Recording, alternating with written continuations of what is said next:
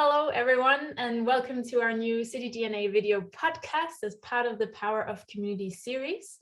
The starting points of these vodcasts are new initiatives, campaigns, research projects, or other that leave us asking new questions and can be kickstarters of new curious conversations around the future of city destinations. This series is made together with Group NAO, which is also where I'm from. My name is Signe Jungersted, and today I'm really looking forward to be speaking with Norbert Kettner, CEO of Vienna Tourist Board, around their new initiative and campaign, United Cities of Tourism. Norbert, welcome. Hello, Signe. It's good to be Hello. here. Thank you for the invitation.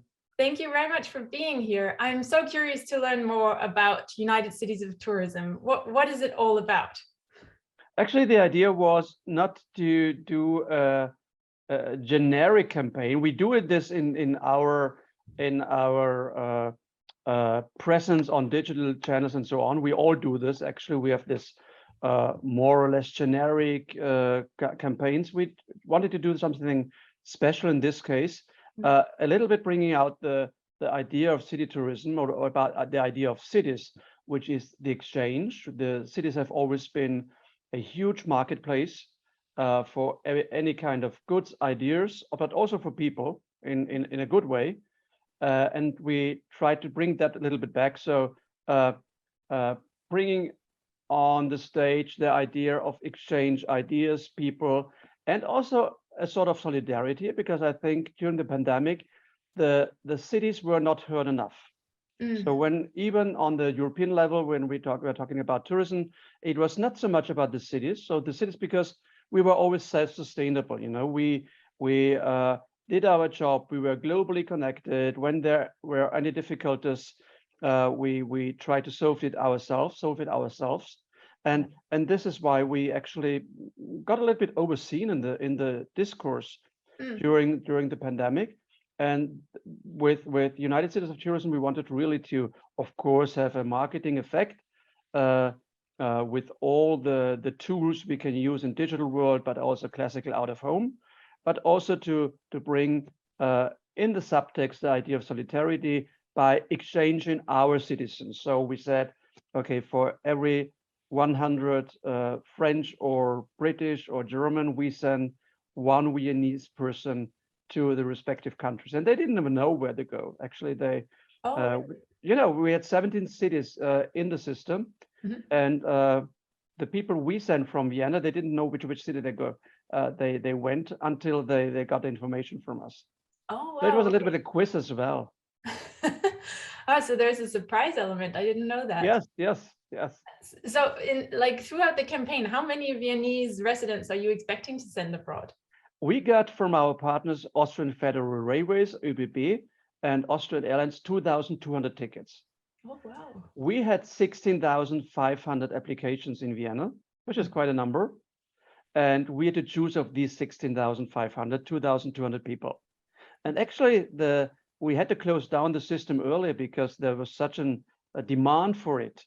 So actually, the campaign would have gone 2 further weeks, but we had to close down because we had given away all our tickets. So 16,500 applied, and 2,200 were sent away, or will be sent away. So people are longing to leave Vienna, but how many did you see coming to Vienna? People are longing to travel, actually, which is such a great thing for us to see. People want to travel. Yeah. Yes. But you're counting the number of, for example, French visitors to Vienna as part of the Yes, we have an campaign. algorithm behind that, of course. We have very exact numbers. We have the numbers on a monthly base, but we can even elaborate and make calculations how many are there. It's always, you know, it's not exactly the number, but we have quite good statistics. And so there's an algorithm behind it. And actually, this is the reason why we had to close down earlier, because the people traveling to Vienna, the number is so high right now, especially from Europe, so that we had to cut down the campaign right now. Actually. That sounds like a success story. Yeah, so many positive aspects, you know, on the real pragmatic level, but also on the symbolic level, and this is fun. It's a fun campaign also for us, I have to say. So and the cities that you partnered with in the first run, at least. There were London, Paris, Berlin, Milan, and Barcelona. Yes, but these are our main partners. In total, 17 cities are participating. So several cities in several nations actually. But these were our main partners, where we also made that social media swap. We exchanged our social media channels, which was also quite fun, and did work out very well. Was it a challenge to exchange via social media and swap? I think it's the first time we did it. So it's the first time that Berlin took over Barcelona, and we took over London, and Milan took over Paris, I think. And this was a very new thing for all of us. And of course, we are competitors, especially for the business in Europe. But we face the similar challenges and so on. I think this idea of co-opetition is a very smart idea, I think. Yeah, that's one of the things that I was thinking about, because we always like to, and also when I was in a DMO, you'd always talk about competition and how do you benchmark compared to your main competitors. And is this a signal somehow that the era of competition is over, or is it more like keep your friends close and your competitors even closer? It's not entirely the idea that competition is over. I don't think so. We very much feel responsible for the industry. We very much feel responsible for the well-doing of our industry. But we know that in Europe, we are fishing almost from the same pond. Yeah. And we actually, and as I told you before, I thought the pandemic showed us that that our links are not strong enough between the cities. So CityDNA, you're doing a wonderful job to bring us together. But even on a marketing level, on a more operational level, I think there is some room for improvement actually still. So I don't think that competition is completely over. But with coming up of destination management questions, destination management is not a question of competition. It's a question of exchange and knowledge transfer. And it makes no sense to make a secret about your own achievements or also difficulties. And I think this is the new way, or a new way how tourism will work in future in Europe. That's interesting. So a little bit in that shift we always talk about from marketing to management, or destination marketing to destination management, there is also kind of a shift from competition to more collaboration. Yeah, and we have a long tradition. For one example, we have a long-standing cooperation with the Convention Bureau of Barcelona for many years.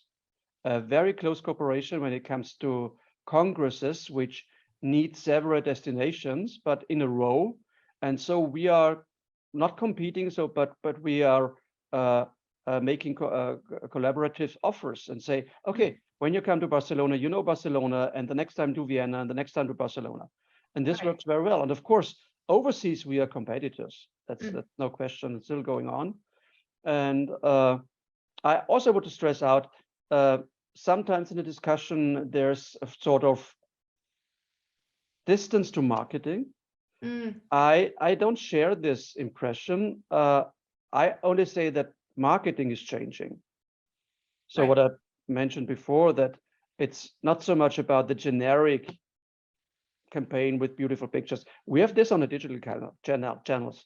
That's everyday's work. But we need what we call buzz campaigns. Campaigns where it's also fun for my people to work on this actually. And this is very important too, because we all know the discussions of the big resignation and labor market is empty. And yes, it's important to deal with the difficulties, with the challenges, but we also need to have fun sometimes. Right. And to win prizes and everything, that's an important thing. So would you almost say that this becomes more than a campaign? Like, what's your vision with United Cities of Tourism? I think the idea of collaborating and going more into knowledge exchange has come to stay actually. I don't think that will go away. marketing wise, it's another project which shows our approach to marketing, that we have to talk about topics which are relevant to our audience. Whether it's our OnlyFans campaign where we're talking about nudity in the arts and censorship in the arts. In this case, United Cities, we were talking also about the economic impact of tourism to our cities. Right. So I think this is the essence of it, that we need to find topics and themes which are relevant to the audience, sometimes more to a media audience, to be honest, but also to our potential clients. And right. I think this is the biggest shift we see now. So yes, marketing, a standardized marketing on digital channels all over the year, with the classical logic, which market, which focus group, but 1 or 2 campaigns per year where you're really daring or with a weird angle, strange angles. And I think this is important. And would you say that it's we've discussed this before as well, but around the value-based approach to marketing, that it's more about connecting through values and messaging than it perhaps is as differentiating your product? Yes. And to be very clear about something, so that not promising everything to everybody, but promising the right things to the right people. And we know that my destination or our destination is not attractive for anybody. That's nothing bad. If there's a chance, we try to persuade them. But if there's no chance, no, we won't do that. Right. So the pond in this case is huge. You know, we still talk about a worldwide outreach, and it's still very much concentrating on our values, on our core strength, and communicating this. So in the campaign, you're referencing the European idea. Yes. I'm curious to hear how that also fits into what we're talking about now. What is the European idea and why is that important to you? To bring back a little bit competition, I'm very competitive when it comes to Europe. Okay. What happened at day 1 of the pandemic was that we smashed our single market. Europe smashed its own single market. And in the first month after the pandemic, when the first lockdowns were stopped and everything, you saw this strong recovery in the US. You saw a strong recovery in mainland China, which changed afterwards. We know that. Because they didn't smash the single market. We smashed our single market. And we had this, I call it, re-provincialization and re-nationalization of the discourse, which was very painful for me. So we had a specific situation in Austria where there were not even camouflage campaigns against the capital city. So in the beginning of the pandemic, so we hate the city of the concept of cities. We hate multicultural things and so on. We had this. This was a very Austrian discussion, but also on the European level. So the cities were not heard enough. And then we had the situations, opening borders, closing borders, with thoughts in the back, you know, oh, you see, too many Austrians are going to Croatia. Let's close the borders to Croatia. Right. So they stay in their own country. Very strange situation, actually. Also, mostly coming from a political side which is always stressing the free enterprise and capitalism and so, but not in this case. So competition is good for the others, not for us. Right. And then we had this phenomenon of the borrowed guests, you know, in our case, the Austrians who couldn't go elsewhere and stayed in the country. This was not true for Vienna because we, as a city destination, we couldn't profit of that. But some rural areas could very much profit of it, but they were borrowed guests. They had no alternative. I am old enough to know a Europe where half Europe couldn't go wherever they wanted. Mm. So I'm old enough. You are not, but Not quite. I really did not experience it, but I lived in a world like this. Yeah. So Yeah. we had an idea what closed borders are Mm-hmm. or were at this time.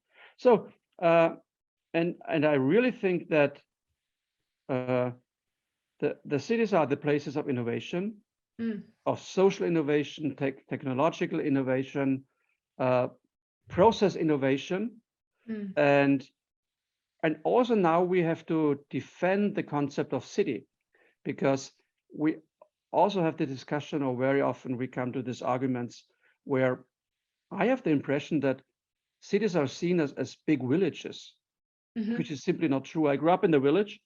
There are 1,000 reasons why I live in a city now and not in a village anymore. And I really oppose the idea that a city is just a big village. No, a city is a concept of living together, of seeing different people every day, of seeing people and dealing with people. Maybe you don't agree or even you don't like, but that's life. And that's how society works. And this idea that only accepting people who look the same, who think the same as you, who eat the same, who drink the same, very boring, very boring. So the Also cities are about diversity. Yes, it's diversity, actually. It's diversity. But I try to go deeper, because diversity is such a buzzword. True. It's everything and nothing, you know? No, diversity is about people who get on your nerves sometimes, a situation who gets on your nerves. Yeah. And that's the most normal thing in life, because life is strenuous. Your personal life is strenuous. Your professional life is strenuous. But that's a normal situation. This almost, how to say, heavenly idea of living, where there's nothing which comes into your paths and so on. It simply doesn't exist. But I think life in villages can also be strenuous. Of course. There's a nice saying, province is not a place, province is a mindset. So you find province also in big cities. Right. It's not so much about the location. Yeah. And you have great minds in the countryside. But then I'm curious, because now you're getting me thinking. And I think during the pandemic, one of the things that kind of living in a big city, or a somewhat big city as Copenhagen is, we talked a lot about community and the awareness of your community, which is more like a small village, and getting to connect a little bit more with that than you would have pre-COVID, I think, especially living in a big city. So are we also adopting a little bit of the village mindset into the big cities? I think so. I think and that's a good thing to do, actually, to be aware of your surroundings, not in an invasive way, you know. Anonymity is also a very important thing in the city, but providing the possibility of living a connected life. That means connected in a very technical way. So take care of your public transport, take care of your education system, take care of your cycling path, whatsoever, but also on the human level. So give possibility to connect with humans. And this is much more complex, actually, than the technical side. And I think this is a thing from the good country life that can be adopted in cities as well. And cities like Copenhagen or Vienna, which always were top ranked when it comes to quality of life, because sustainability is not only seen on the ecological level, but also on the social level.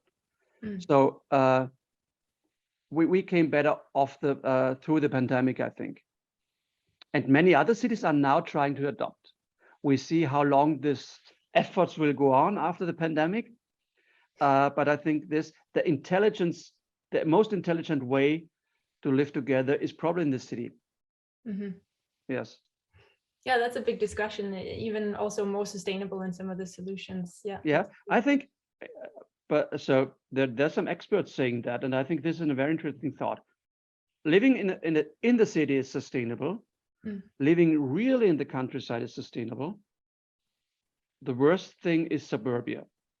Right.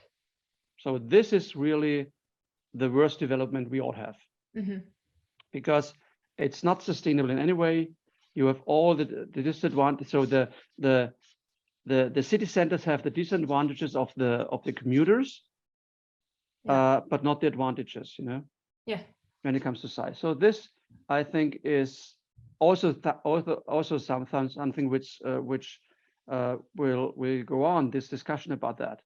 Yeah, I agree. I think so too. Yeah. But I think one of the other things, and we're actually almost out of time already, but one of the other things that we see now happening again after being home alone in the cities and reconnecting with our neighbors perhaps, and getting that sense of community. And now visitors are coming back, and there's more and more talk again of visitor pressure. I hear that in several destinations. And so, I mean, as part of the United Cities of Tourism campaign, you're sending people out of the city, which I realize is probably not your solution to visitor pressure. But I'm wondering, what are the discussions in Vienna around sort of the return of tourism? And is this campaign in any way part of sort of signaling a new approach or a change in how you want to approach tourism? No, I don't think that this campaign is a part of this discussion. I think we're going to have an over-tourism discussion in summer. In Vienna, I have to say, we never had a discussion about the behavior of visitors, just about the masses or the density at some places. I think we're going to have this discussion very soon. It's not only a thing you can do by marketing, actually. What we do by marketing is we're concentrating on topics where we are strong, where we think that we address the right focus groups, culture and convention, of course, to not mentioning other things, or even saying, meanwhile, if you are looking for the cheapest beer, don't come here because we don't have any. Yes. Of course, we have cheap beer, but we don't advertise it in a way. Yeah. And then here in destination management, that's it's a long way actually, because people became more and more sensitive. The topic we talked before. So how can I stand people who look differently, who speak differently, who behave differently? I think it's, to a certain extent, it's part of the city life, but there are excesses, and we have to concentrate on the excesses. So is everybody allowed to do his or her business on the street with funny plastic electro minibuses without any license or something? No, we don't think so. So take care of the public space. You have to discuss the things with the people, but there are certain limits, I think. So the limit is when somebody says, I live in a city of 2 million people, but I don't want to see any foreigners. Then we can say, I can't help you. Right. And because living in the city and in the center of a 2 million city, it will be crowded sometimes. So our new informal or unofficial mission statement is actually what we are here for. We are here to generate revenues, value added, to generate all year round jobs, not to go on to get on the nerves of our inhabitants as possible. Not always, we will not always succeed, and to save resources, doing this by a moderate input of resources. So that's our new informal or unofficial mission statement. Right. And we try to stick to this at least for some years to come. How has it changed from before? Not really, actually, because we did not finish it, but we published our strategy for 25 in 2018. And there were many points I just mentioned were already in there. So sustainability, finding the right leverage for where do you put action with which result, and very often these connections are not seen on the surface. Only if you look behind the scenes, and that's what we try to do actually. But, and I think this is important, we feel responsible for the industry still. We have discussions where we say, I think you need to change.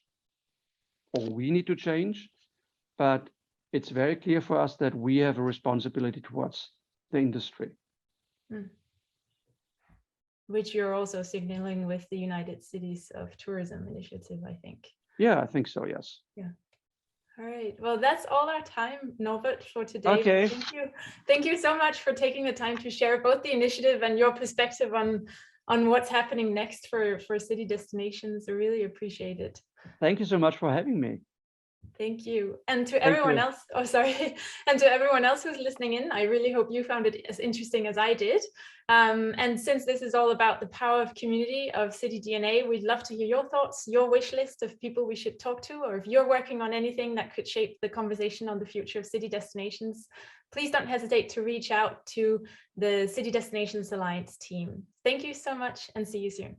Thank you.